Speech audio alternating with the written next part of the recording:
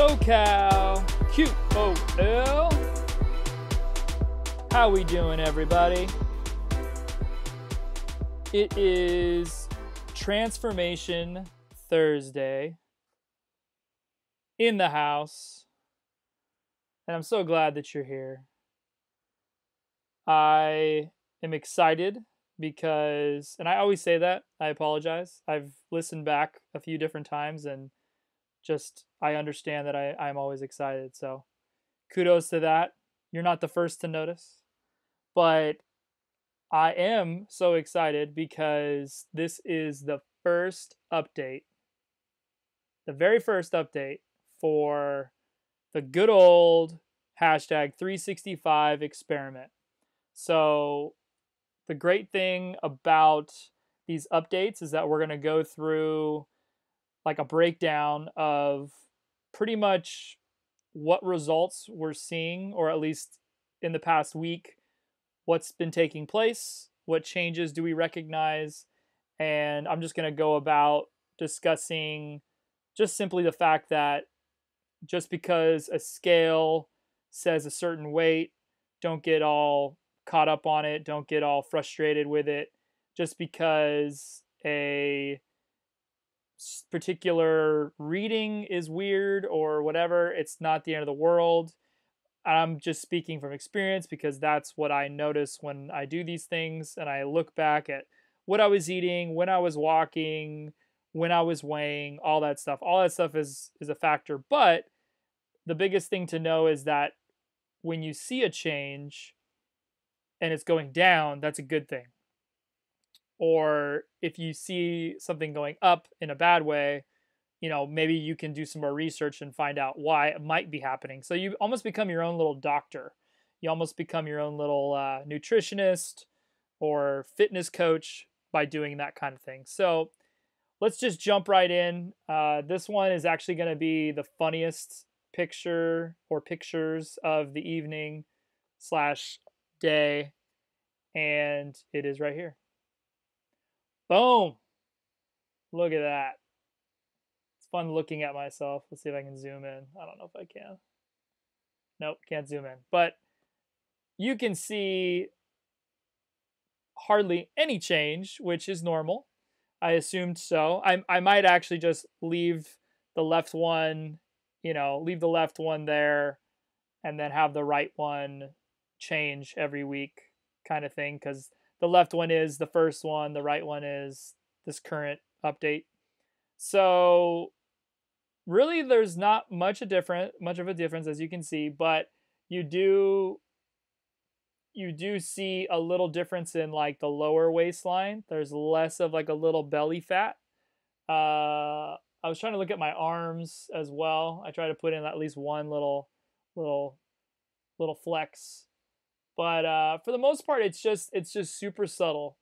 And what's funny though is I feel better. That's the main thing. It's such a drastic change in how I feel. So that to me is more important than any number or any picture. But at the same time, we're going to use these pictures as a reference because I want you to see what I feel. So bam. Done and done. All right.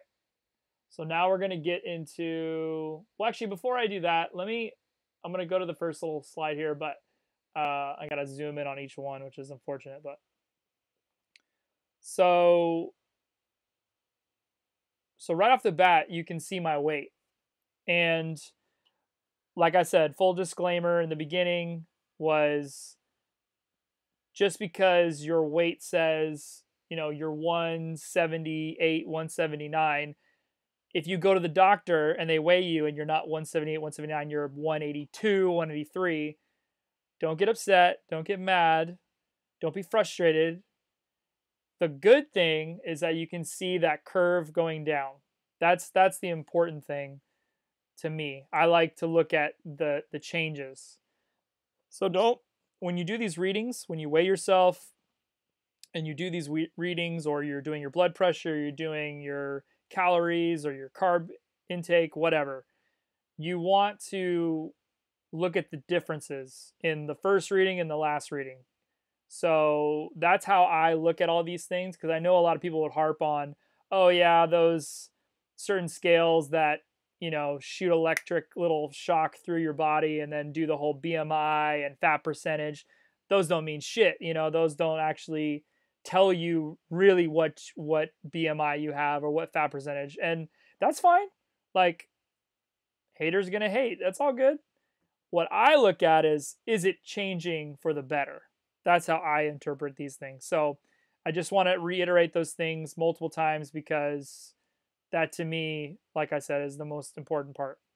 So yeah, so you can see we started the week off 178.79, went a little bit up, or sorry, 178 was here, 179 was the third dot, went back down to like 177, back to 178, and then it was like the scale like started reading my body for real or something, and dropped down to literally 175.5. So it was kind of funny that it was that drastic. And then even though I didn't put it on this chart today, I was actually 177. So I went back up. Now, I probably should have printed out the picture of my scale weighing thing, because a lot of the times when I'm consistent is usually when I weigh myself at the same time. So what I try to do is essentially weigh myself right before I eat every day. So it's, for the most part, I'm usually, have walked in the morning, or at least I've been intermittent fasting since the night before. And that to me is going to be the most consistent when it comes to my weight. So when you jump around like, oh, I weighed myself right when I woke up, I weighed myself at noon, and then I weighed myself right before I went to bed, over the course of multiple days, you're probably going to get different readings, and it's probably going to mess with your head. So just pick a time to do it, and your readings will hopefully be more consistent on your lifestyle and when you work out and when you wake up. Uh, Ironically, I did not even I'm a hypocrite, because I didn't do that this week. I think the last few times, so the ones I had 175.5 and then even 177, I I actually forgot in the morning, or I forgot right before I ate. Then I ate food. I still worked out and I did this other stuff, but at night when I weighed myself, that's actually when I showed the weight loss, which was interesting. I was like, "Oh, that's weird." I would think it would be the exact opposite. But yeah, and then the 177, I actually, it was like at 1 o'clock, and I had just eaten, and I was like, dang it, I better eat, or I better weigh, so I don't forget, because I didn't want to, I didn't want to not have it in here. I wanted to have the line going somewhere, not just stopping. So, but as you can see, weight is chilling. I wasn't expecting any drastic change, but less is better. A couple pounds is better than nothing.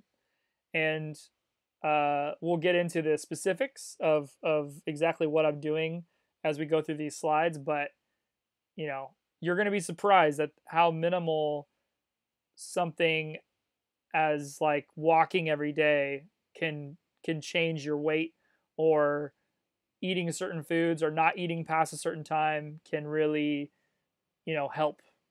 So okay, so we got body mass. So body mass, the BMI, it basically started 23.6 or something like that.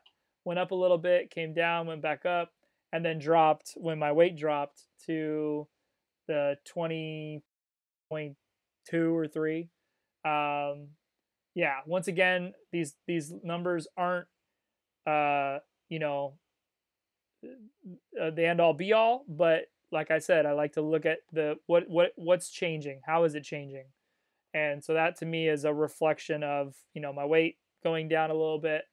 Um, Body fat percentage actually stayed mostly the same up until that weight drop, and then it kind of creeped back up when my weight went up again. So we're in between 19 and 18%.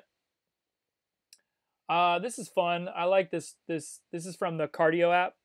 for my blood pressure. And as you can see, I just love the way they show these two um, parameters of your blood pressure. But guys, my blood pressure was really bad starting this, and I wasn't like too concerned. But what was funny is I I actually I have never had these kinds of readings even before when I was losing the 60 pounds. When I started, granted, I started 3 or 4 months into my weight loss for the year, but I didn't have readings up in the, grade 1 hypertension. So to see that right off the bat was kind of scary for me because one, my wife is very adamant about me watching my cholesterol, and she cares a lot about my heart. She doesn't want anything to go wrong. But um yeah, I mean I just kind of like had to like keep doing the readings.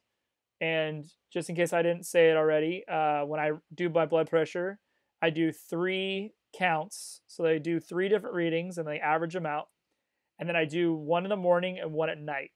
So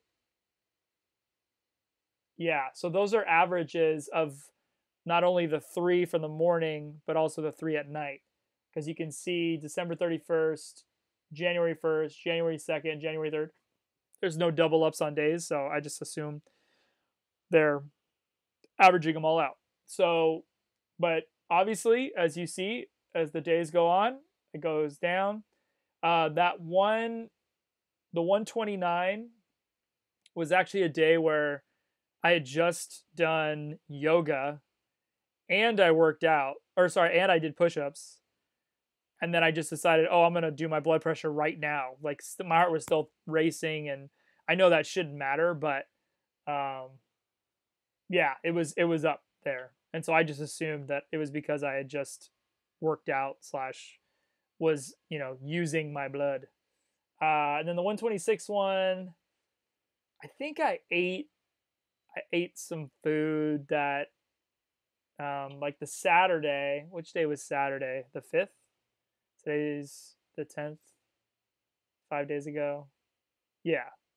So the 5th as well, other than me work. Oh, no, sorry. I spoke too soon. The 129 was the day that, and you'll see it, but I carbo loaded.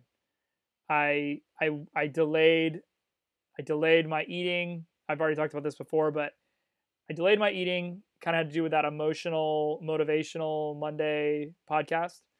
When I delayed my eating, I ended up eating the Beyond Meat burger from Carl's Jr., but I forgot to ask for no bun, and I was late to this event, so I couldn't, go back, and I just had to, whatever. I know what's gonna happen, so I just assumed, I'm just gonna face this little carbo load really quick, and go on with my day. But obviously, it had bigger repercussions than I thought.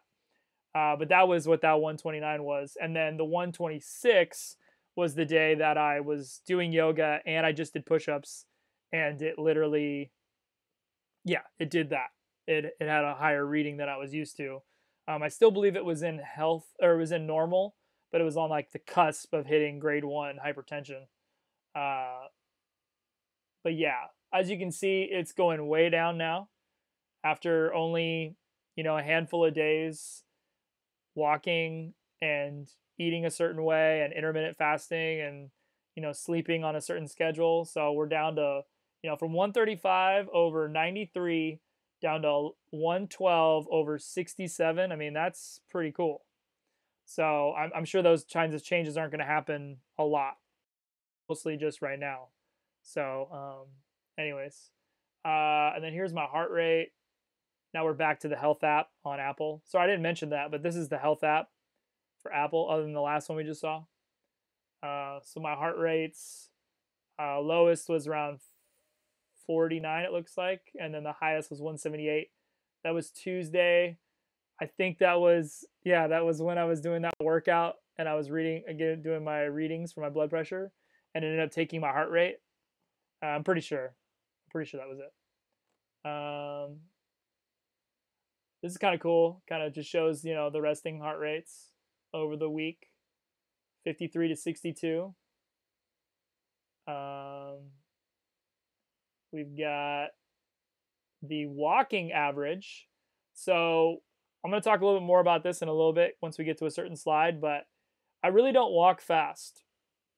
This is probably TMI, but I've realized that if I walk fast, I have to go to the bathroom, like really bad. So there was a point where I was trying to walk 140 beats per minute, 145, and what would happen is like my digestion would just for some reason increase. I did kind of blame it on the food for a while because I assumed that I was eating more fatty foods or more protein, and so my body was just adjusting. But it got to a point where I'd have to like sit down on the side of the road and have my wife come and pick me up because I just couldn't walk. I literally had to drop a deuce, and I couldn't because I'm on a walk in the middle of the neighborhoods, and it was still like a couple miles away from my house. So there was times where I just didn't know what to do. So I ended up starting to slow down. And a lot of times now what I do is I it's bad, but I'm on my phone like the whole time I'm walking. So other than listening to a podcast, or I do studying, or I listen back to these podcasts, or watch a few videos that we post. So other than that, I'm on my phone, and what that does is it actually forces me to walk slower. So initially, like I was saying, I was usually walking faster, and so now that I don't, it reflects in my BPMs because when I'm walking, I'm not going fast. I'm around 100. So yeah, I think it says, is that the average? Yeah, that's the average. And then so as you look at the workouts, 58 to 178. So that's yoga. That should be yoga and walking. So I haven't done a hike yet, but if I do a hike, I'm sure 178. You're gonna see that. You're gonna see that max more often. Exercise minutes. I've got an average. Now I don't think this is an average per day, or maybe it is, or maybe it's the average. I feel like it's the average of all of them combined for the year. Because there was a few readings where I was like, oh, that doesn't make sense, or that seems high.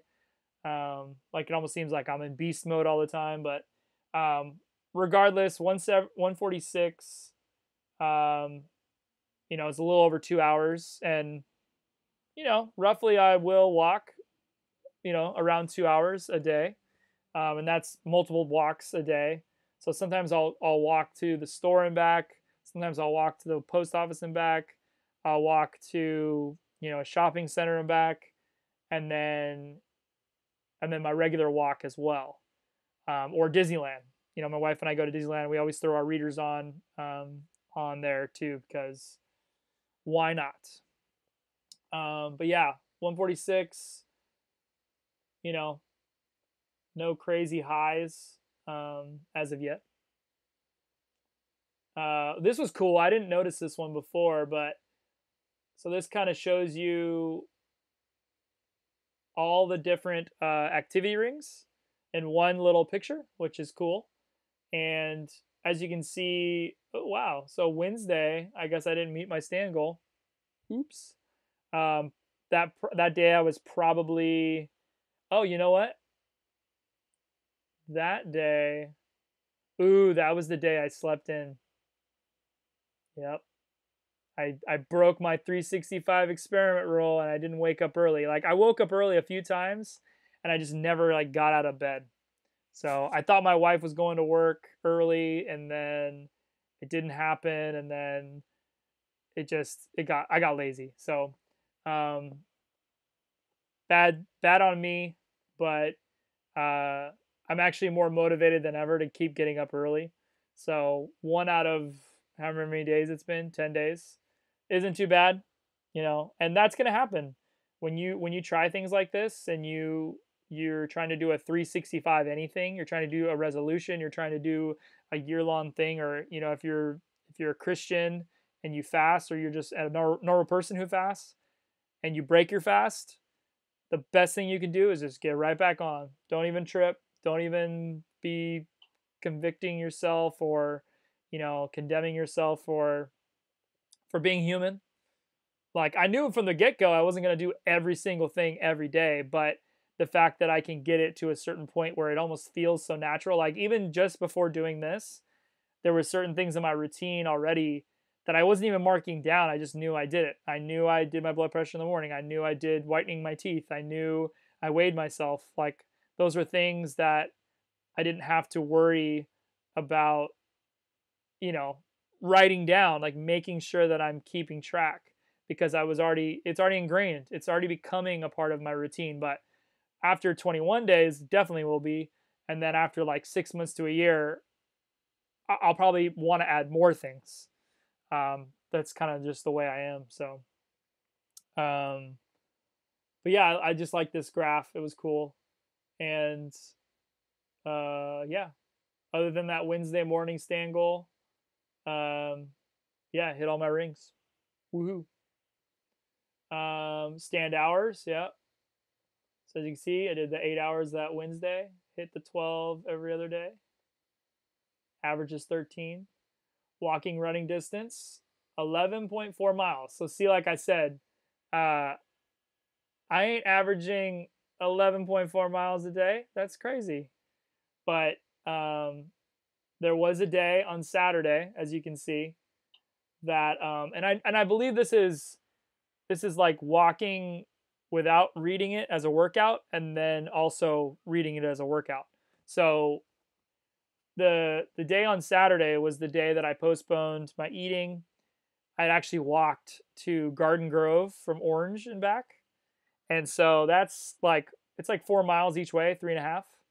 And so that 8-ish miles plus just other stuff that I had been doing that day, walking, whatever, is the reason why it's that high. It's almost 15 miles.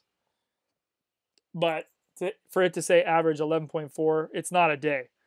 It's over the course of all of them put together, divided by the number of days in the year. So, or, so far this year, or at least this week. I'll figure it out. Resting energy. So it's kind of cool.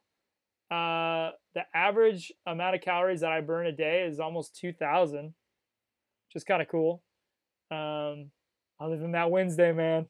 So it goes to show you, the one day I don't wake up early, right? The one day my occupational wellness side of the 365 experiment, the one day I don't do what I'm supposed to do, look what happens. Versus every other day, it was fine. All my stand goals were there. Obviously, I'm burning 2,000 calories. So that little shift, man, really does a lot. Now, active energy. Other than that, Saturday was around 12:50, other than Wednesday.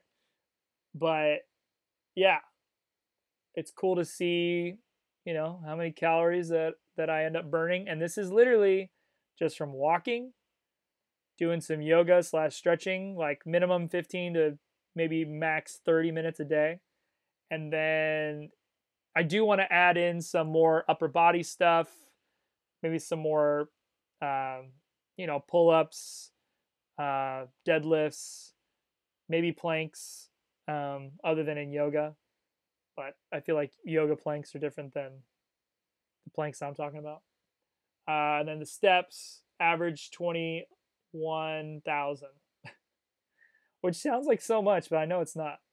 But yeah, having the lowest be like 14 and the max being like 28, that makes sense. Okay, so here's why I mentioned the walking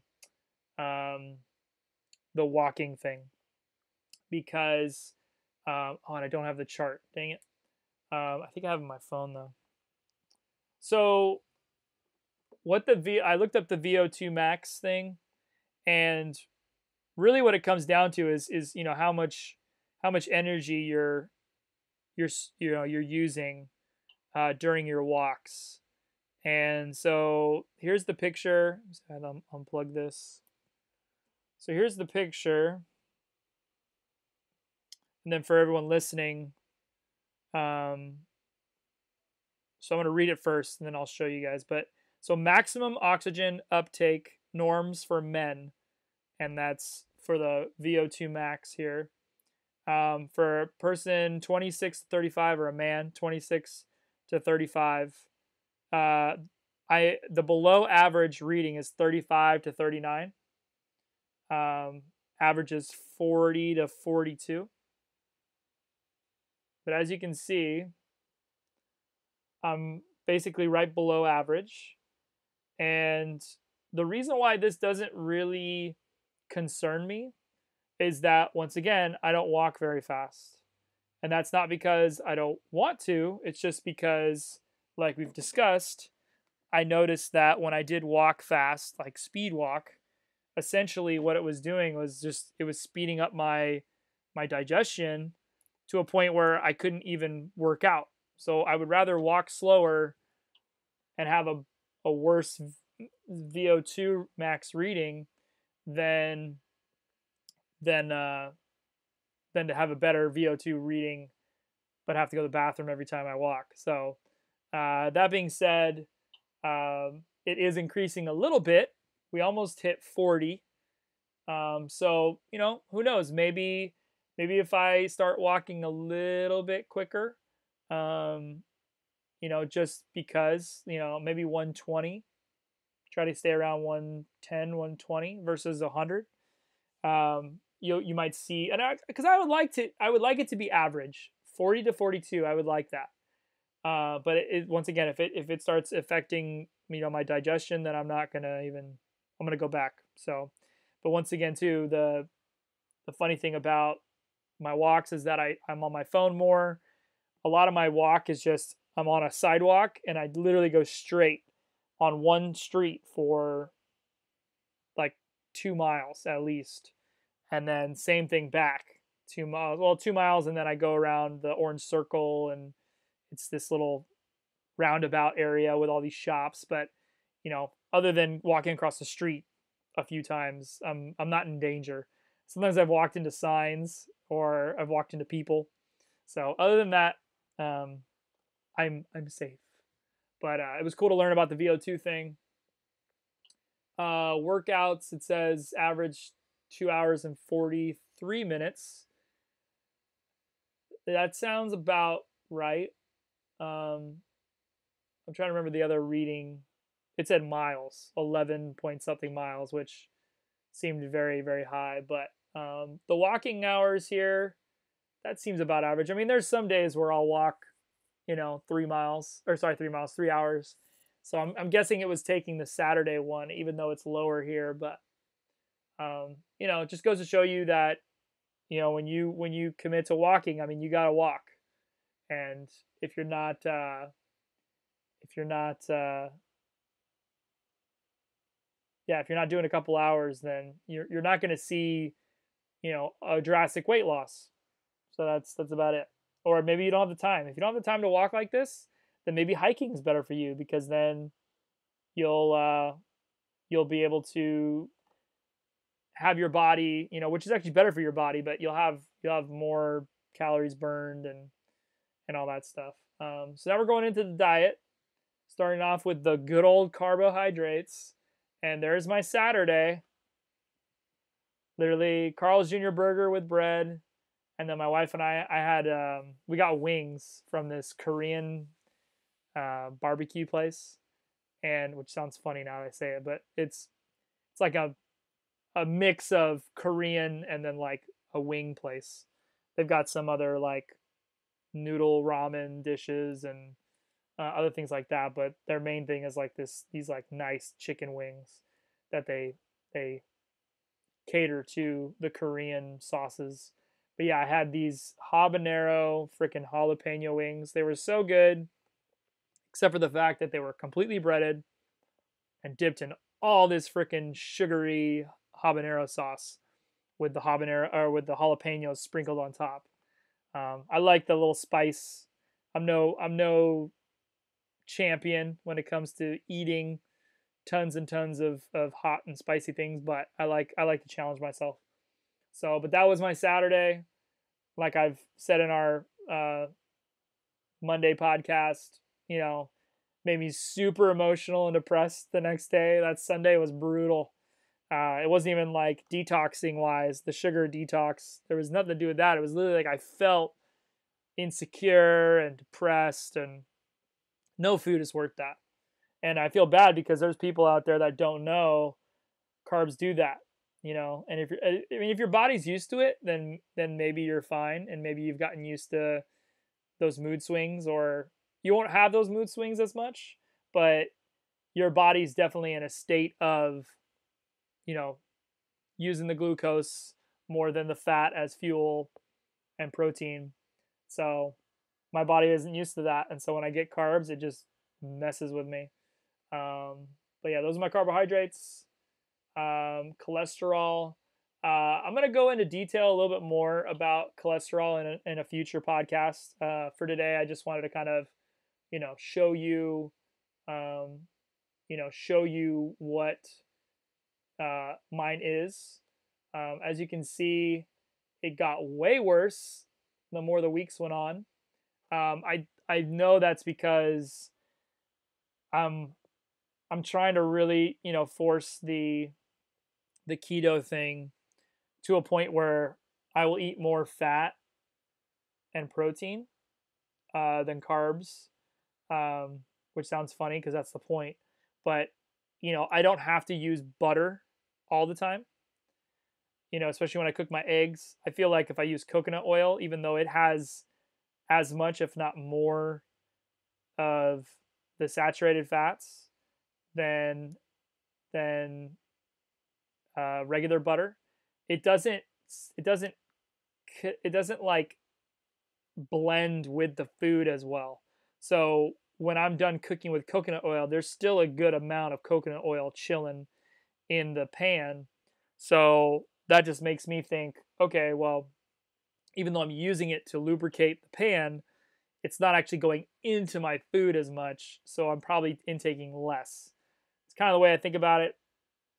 But you know, I quickly did some LDL, HDL research before this, and LDL, which is the loser cholesterol.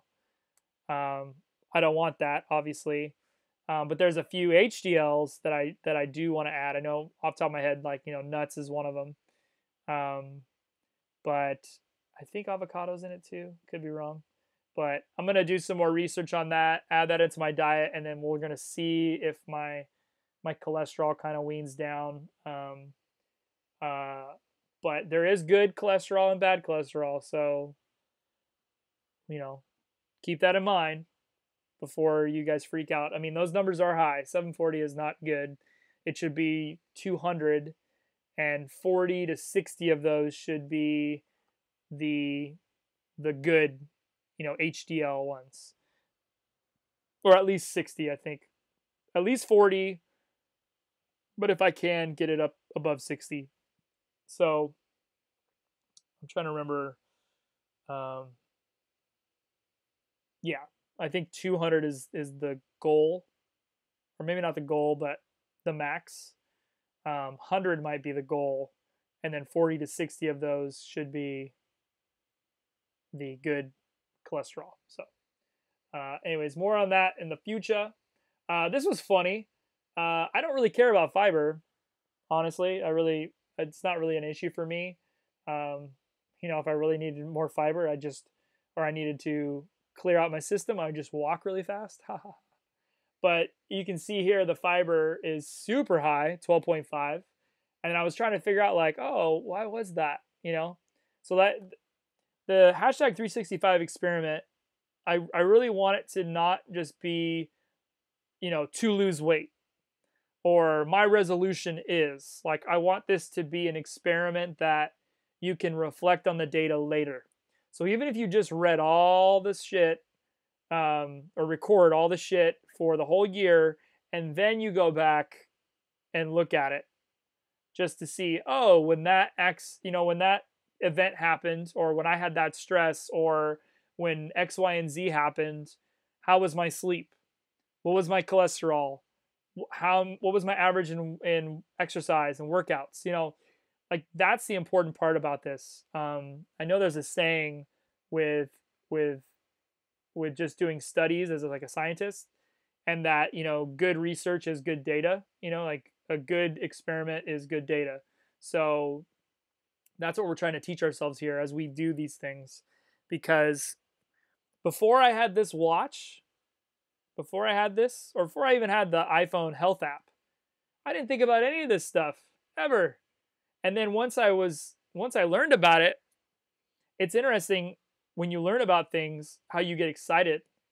So I think as human beings, and especially for our wellness, the more things we find out what excites us, the better. Because if you get excited when you do, you know, like I play guitar. I just played guitar for the first time this whole year, which sounds funny, but it's, been 10 days, but I haven't played since, probably October, November. And so when I played guitar today, it was very therapeutic, but it was also very fun. And I can get lost. I can just keep playing for hours and hours and hours. I just make up stuff and it's fun. But, you know, that's kind of how I feel about looking at this data. Like I could sit there and look at everything for hours and it just trips me out because I don't want to be a doctor. I don't, necessarily want to be a nutritionist, or I would love to get my Primal Health Coaching Institute certificate qualifications, and that's something I'm definitely going to strive for in the next few years. But just looking at the data is almost as important as learning what it means or understanding it and applying it to your life. So just as we do these kinds of things, find out what gets you excited. Like the change in my fiber got me excited to the point where I went and I looked at my food because I was like, what was I eating that day to make that happen? And this was the day that my wife and I went to Earth Cafe down the street. They just opened it up at the Orange Circle, and I did my best to get all the ingredients. I didn't get everything, but right off the bat, and I've never heard of this, but butter lettuce, which is like an organic living type of lettuce, um, was one of the main factors because it's got a lot of fiber. But I had green beans as well. I think the dressing and the olives did a little bit. But even also had some spinach dip, some celery sticks later that day. But yeah, that just batch of butter lettuce, man, it like, it gave me that fiber, and they're known for having really organic, healthy, non-HMO kind of ingredients. So, yeah, just like I said, the data just excited me. So, um, protein, good old protein. We're roughly in between 100 and 150, which is normal. Anything below 100 for me, I get hungry. So for me to look at my protein and go, okay, cool. Everything I was eating every day basically fulfilled that side of my intake that I needed. And anything more than 150, I definitely don't feel hungry the next day. I actually feel like crap, like bloated. But anything below 100, I'm like starving the next day. So yeah, just cool to see that. Half the days I was in the middle at 125 ish. The other half was at my max, and then one at my low. So just cool to see that. Sodium, never a good thing to see high sodium. 4,000. I think I ate the Tuesday thing was Earth Cafe, but I had the pork rinds. I had the spinach dip that was frozen. So that's what that is. So I'm pretty sure I'm not supposed to go above like 1,500, 2,000 max, and here I am 3,000, 4,000. That one Saturday, Sunday I can't remember what I had, but yeah, this is a good indication that I need to watch what I'm eating. And it's not going to kill me right now, but if I did that every day, um, total fat, Saturday was the biggest, of course, because I carbo loaded. My average says 94.8 grams. Um, I believe Mark Sisson says 50 to 55% of his entire calorie intake is from fat. I can't really, off the top of my head, think how many grams of food that I eat, but if I have, well, I think it's different for the different types of food, whether it be fat, carbs, protein.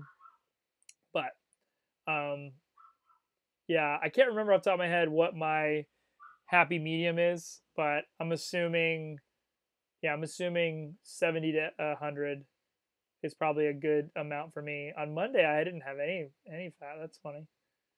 Oh, cool. And I think this is this last one. Yeah, last one. So we're gonna talk about sleep. Um, and I'll clarify why this reading looks so weird. But the way the sleep app works from your watch to your phone is, when you wear the watch, it can figure out at least when you stop moving. So once you stop moving, you set the parameters. So you set the time that you want to go to sleep and the time you want to wake up. And all it does to analyze your sleep is it figures out when you stop moving. So if I went to sleep later than noon, or sorry, noon, if I went to sleep later than midnight and I was moving around and stuff, it would indicate that, which, as you can see, last Wednesday, I didn't go to sleep till almost 2 o'clock. And then that Thursday, I feel like I wasn't wearing my watch. So I was charging it until 4 a.m. Like I woke up at 4 a.m., grabbed my watch, put it on, went back to sleep. And then,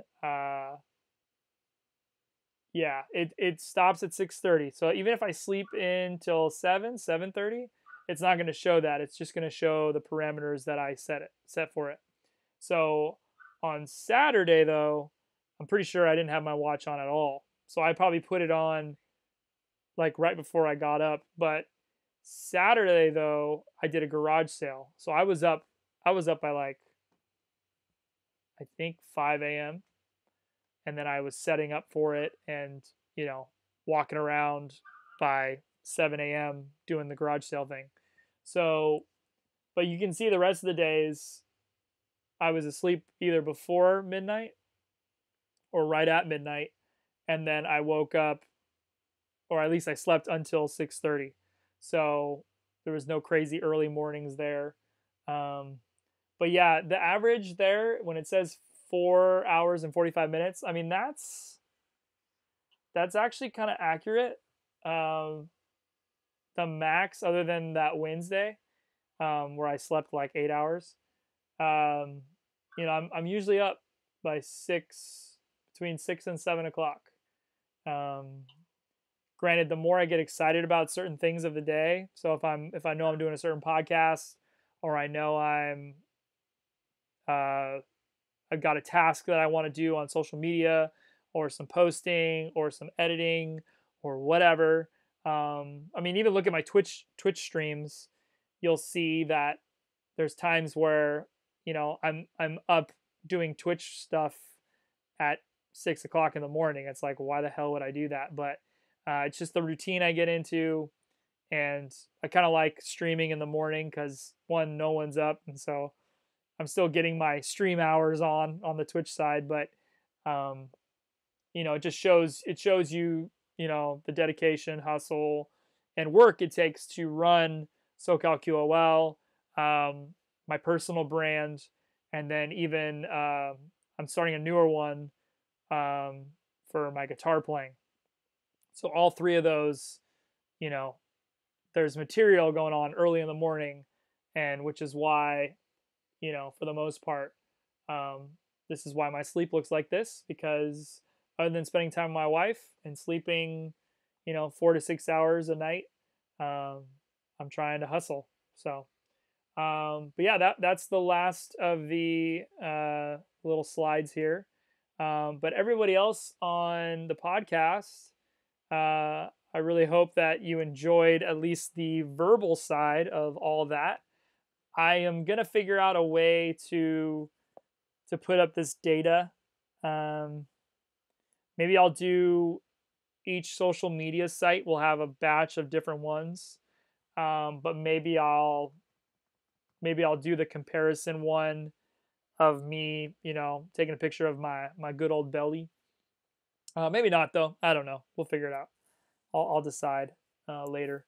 But yeah, for the most part, that was a pretty in-depth look at the first week of the hashtag 365 experiment. We're going to keep doing these updates, I believe, every week. I feel like there's enough data to reference and enough information to talk about and enough things to learn every single week as we're doing these things.